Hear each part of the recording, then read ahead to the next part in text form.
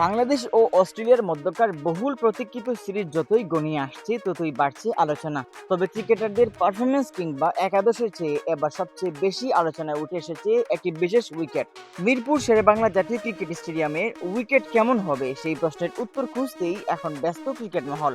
একদিকে বিসিবির কিউরেটর টিউ হামিং এর করা নির্দেশনা, অন্যদিকে গ্রাউন্ডস কমিটির চেয়ারম্যান রফিকুল ইসলাম বাবুয়ের নিয়মিত মাঠ পরিদর্শন।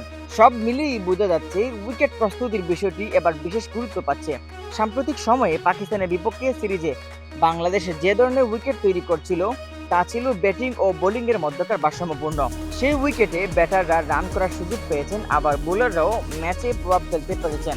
কিন্তু অস্ট্রেলিয়ার বিপক্ষে কি একই পরিকল্পনা থাকবে, নাকি আবারও দেখা যাবে পুরনো দিনের সেই ধীরগতি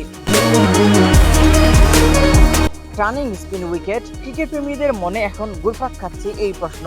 অতীতে অনেকবারই দেখা গেছে উপমহাদেশের দলগুলো শক্তিশালী প্রতিপক্ষের বিপক্ষে স্পিন সহায়ক উইকেট তৈরি করে সুবিধা নেওয়ার চেষ্টা করেছে। সম্প্রতি পাকিস্তান ও অস্ট্রেলিয়ার বিপক্ষে স্পিন নির্ভর উইকেট বানিয়ে আলোচনায় এসেছেন। তাই অনেকের ধারণা বাংলাদেশও হয়তো একই পথে অনুসরণ করতে পারে। তবে বর্তমান বাস্তবতা ভিন্ন। বাংলাদেশ দল এখন শুধু স্পিনের ওপর নির্ভরশীল নয়।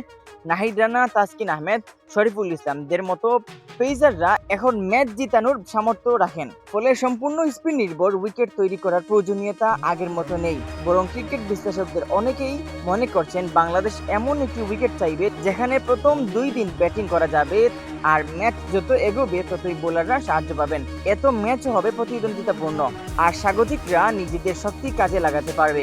এদিকে অস্ট্রেলিয়া দলও এই সিরিজকে সামনে রেখে বিশেষ প্রস্তুতি নিচ্ছে। তাদের স্পিনার এবং ব্যাটাররা উপমহাদেশের কন্ডিশনের জন্য আলাদা পরিকল্পনা নিয়ে আসছেন। তাই উইকেট নিয়ে যে কোনো সিদ্ধান্ত সিরিজের ফল নির্ধারণের বড় ভূমিকা রাখতে পারে।